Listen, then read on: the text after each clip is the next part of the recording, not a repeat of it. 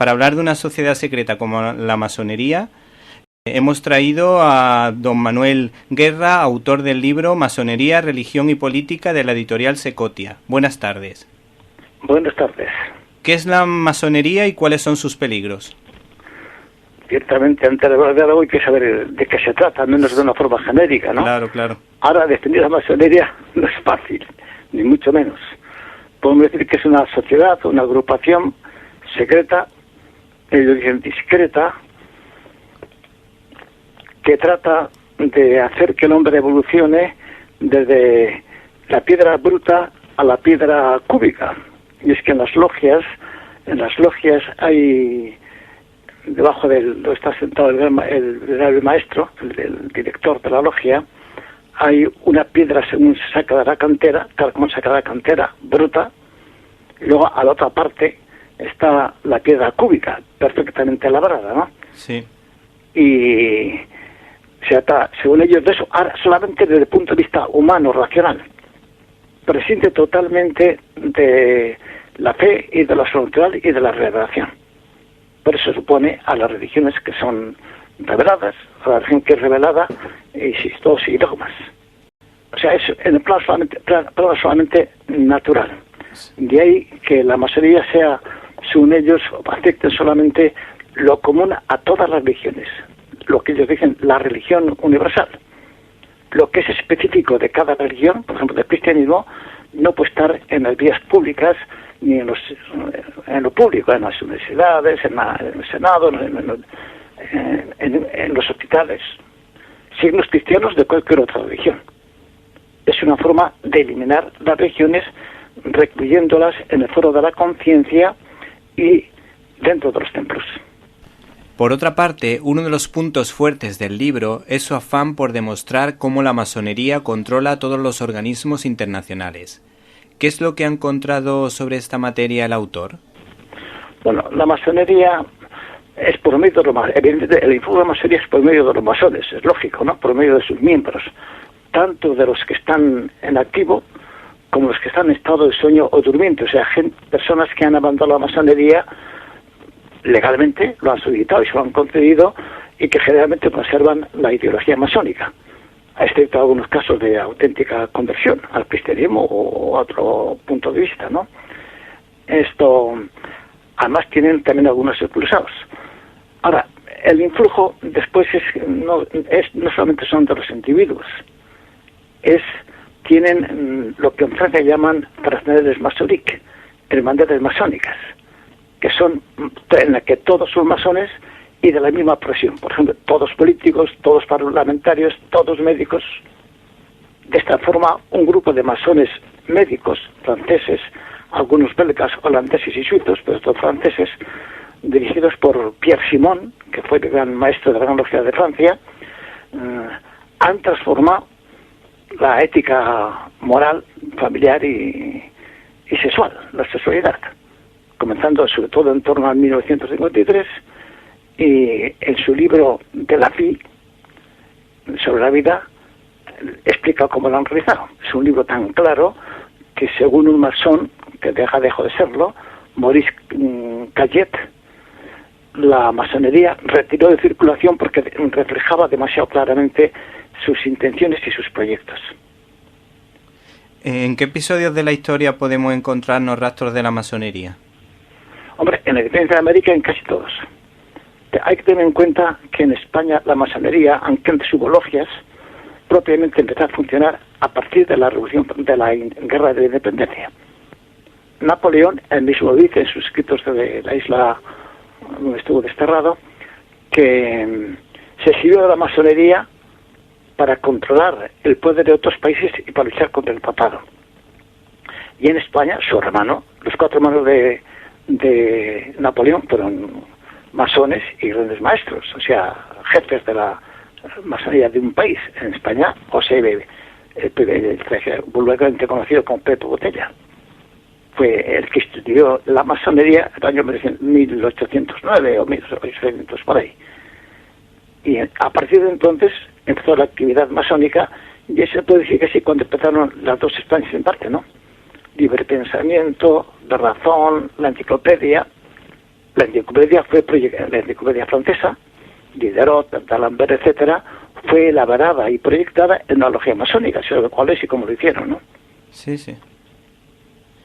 Y luego... a partir de entonces, en toda América, generalmente se formaban en Cádiz o en Londres, estas logias.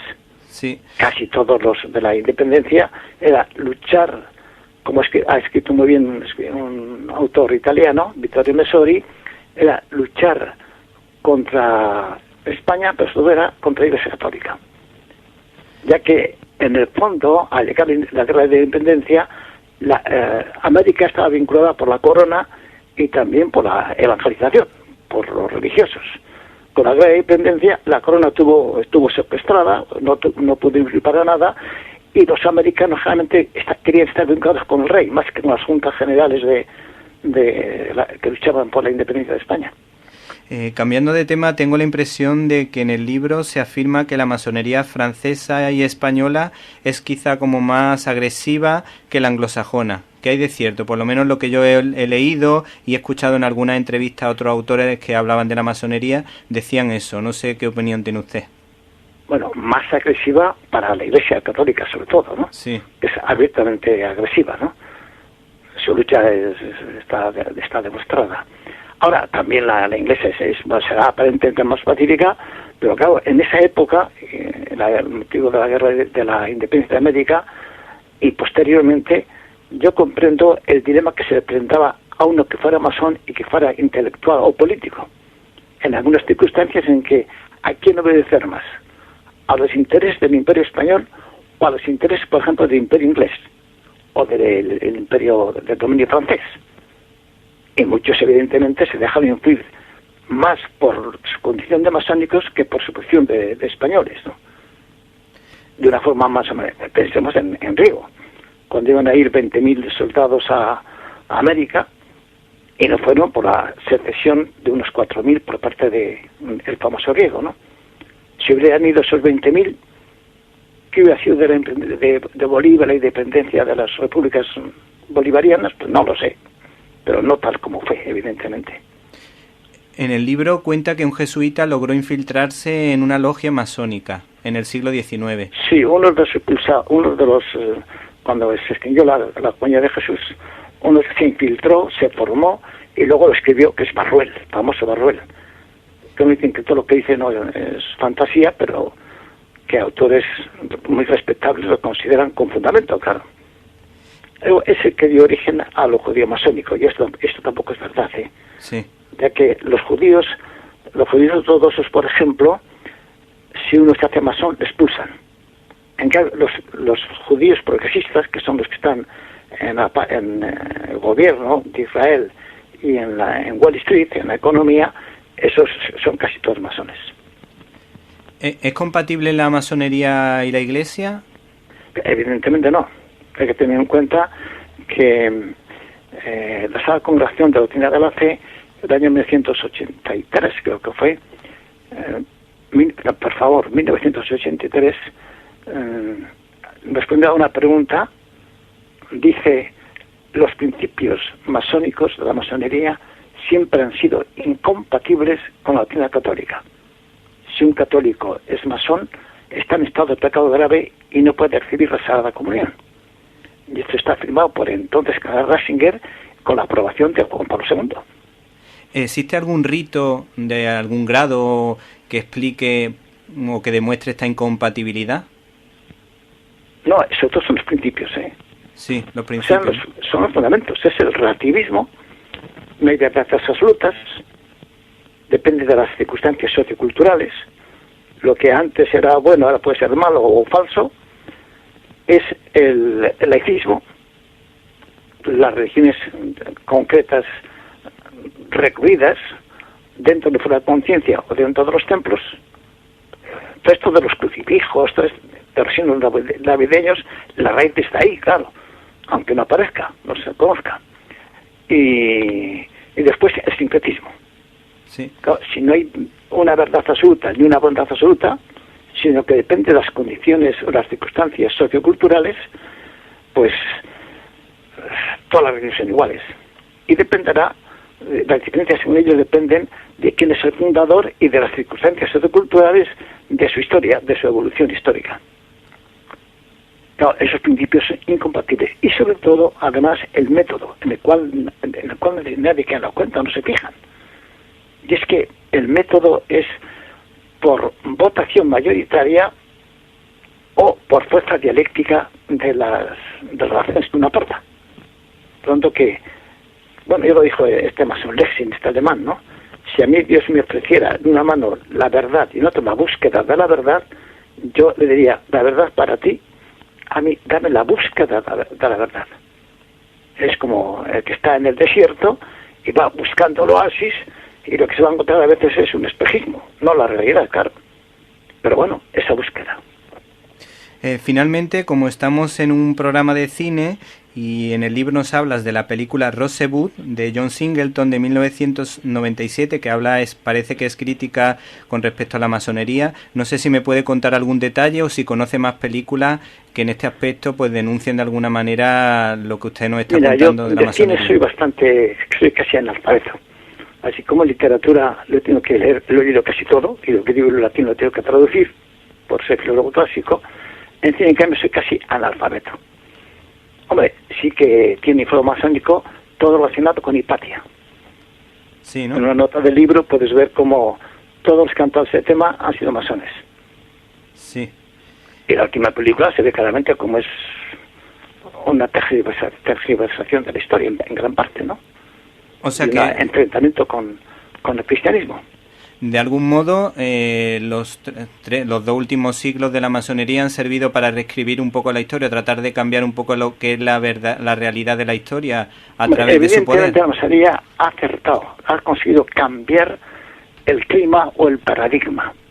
Como digo en la contraportada del libro, se oyó un grito: están cambiando el agua de la pecera sin que los peces se den cuenta. Antes había un clima que era cristiano, con sus sombras, pero con sus luces, y poco a poco, desde el subsuelo, subterráneamente podemos decir, lo han ido cambiando. Ahora, en cambio, el clima es relativista, sincrético y laicista, o sea, masónico. Pero, yo creo que está evidente, ¿no? Ya, aunque uno no sea masón, si es político, es casi piensa y actúa así. Ahora, a mí lo que me llama la atención es que uno en el Congreso, o en el Senado, o en las Cortes, pueda y deba hablar de acuerdo con sus creencias, liberales, marxistas, o masónicas, o lo que sea, ¿no? En cambio, por lo visto, un cristiano no puede hablar ni votar como cristiano. Eso creo que es una incoherencia tremenda, ¿no? Sí, efectivamente. Ahora, me atrevo a preguntar, ¿cuántas veces ha resonado la palabra de Jesucristo en nuestro Congreso? Pues yo creo que ninguna. Yo no lo sé, yo no llevo la contabilidad, pero puede que ninguna o casi ninguna, ¿no? Sí, sí. Y creo que Jesucristo es un punto de partida de la historia, ¿no? Un personaje histórico, ¿no? Sí. El silenciamiento de Jesucristo es algo masónico. Hasta en la datación cronológica, antes y después de Jesucristo, se quita. Bueno, el estudio de Anderson de 1723, 6 años después de la fundación de la masonería, allí ponen Anno Domini, año del Señor, está un poco, ¿no? Y a principio pone año de la masonería, que es añadir 4.000 años. Actualmente no ponen año de la luz, ponen era común, ponen. Y con el tiempo, a este ritmo, se quitará. Se consagrará el año cero, pero no se dirá que es antes o después de Jesucristo. A menos a eso se pretende. Bueno, se nos acaba el tiempo y agradecemos la presencia a don Manuel Guerra, autor del libro Masonería, Religión y Política, porque nos ha ilustrado magníficamente. Muchas gracias. Muchas gracias a ti, ¿eh?